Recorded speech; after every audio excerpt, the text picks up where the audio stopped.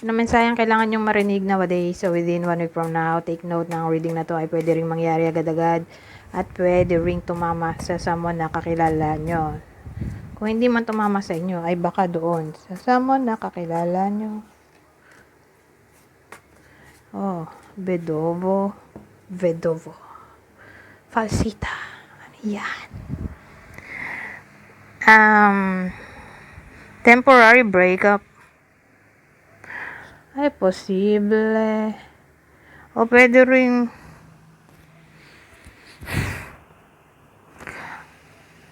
ang reason ng breakup o separation ay deception.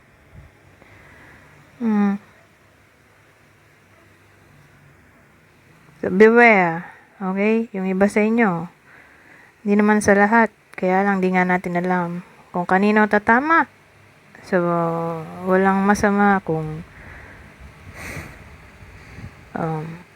mag-iingat.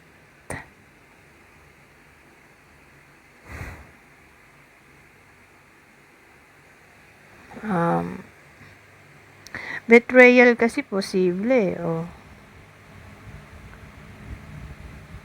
O sabihin natin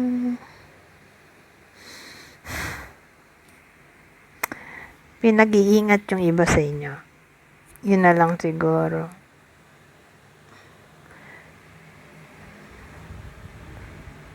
Kailangan maging cautious. Sabihin natin promise, hindi matutupad. Posible rin. O pwedeng false promises.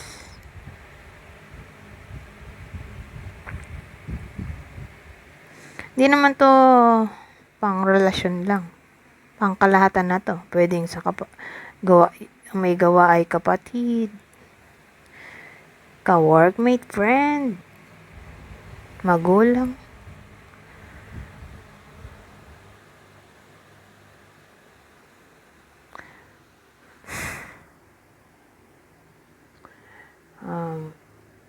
Ano pa ba?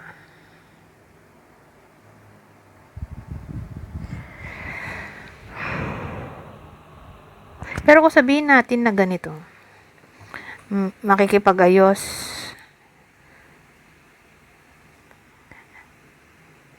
nangyari na, sabihin natin nangyari na, makikipag-ayos na yung taong nag-betray sa inyo. Mukhang insincere yung apology na parang kailangan maging maingat. O wag na siguro tanggapin kasi mukhang uulit lang ulit ang taong yon sa ginawa niyang kalokohan o kasamaan. Ganun parang advice na siguro, wag na tanggapin. OMG. Lalo na siguro kung ang taong to, ang edad ng lalaki ay 60. Sama na natin yung 50. 50 years old and above. O literal na biyudo. Ano kasi yan Vedovo, widow, biyudo.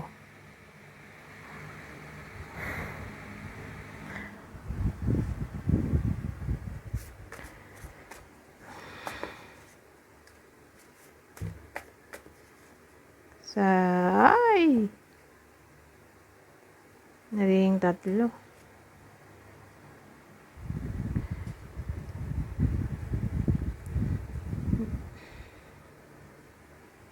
Pero 2 lang talaga. Dumoble lang tong hugot ko dito.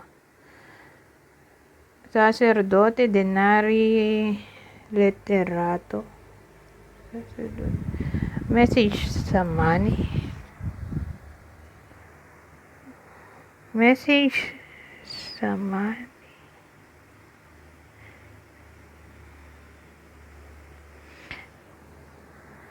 Ano yan? Well, Ang dating sa akin, pension ba to? Message sa money. Mukhang pension to. Kasi ano to?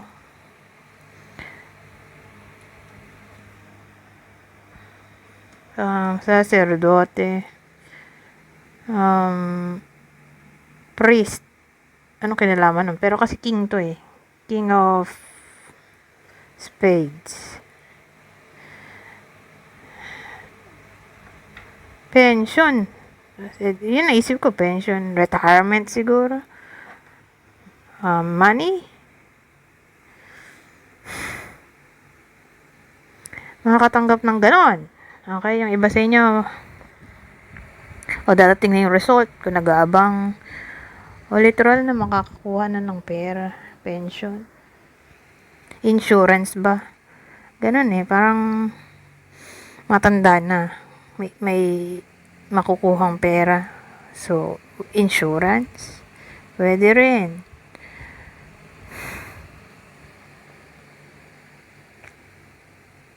O, ano to?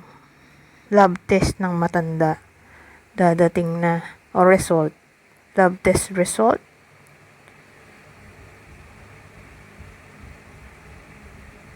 Diagnostic result.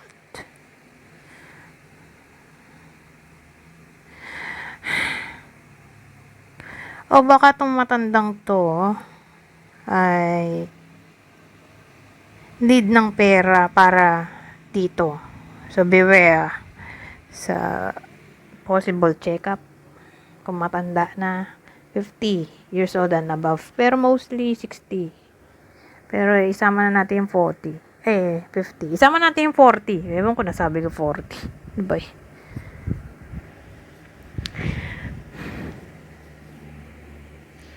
O baka to, itong sinasabi kong letter, pera, ay tungkol sa bill. Kailangan bayaran.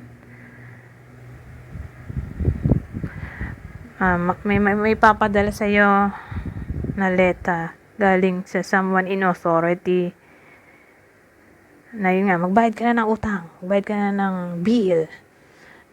Ganon. So, yun naman ng mensahe mukhang tungkol sa legal matters.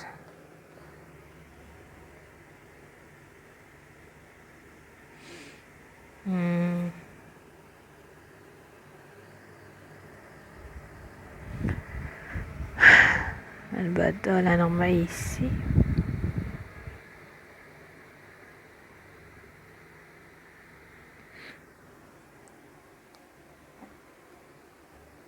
Oh, who knows? Baka naman scholarship pala yung ano.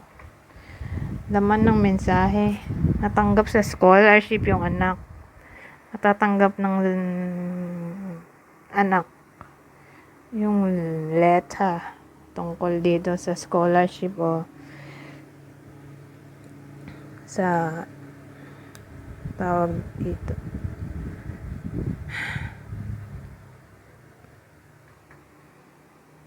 University na pinasukan, tinry pasukan. Pwede rin.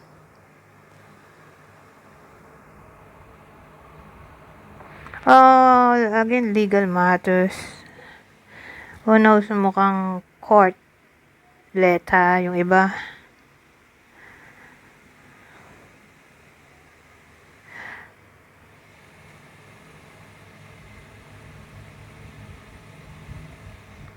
Wala na maisip eh. Anyways, hanggang dito na lang. Goodbye for now.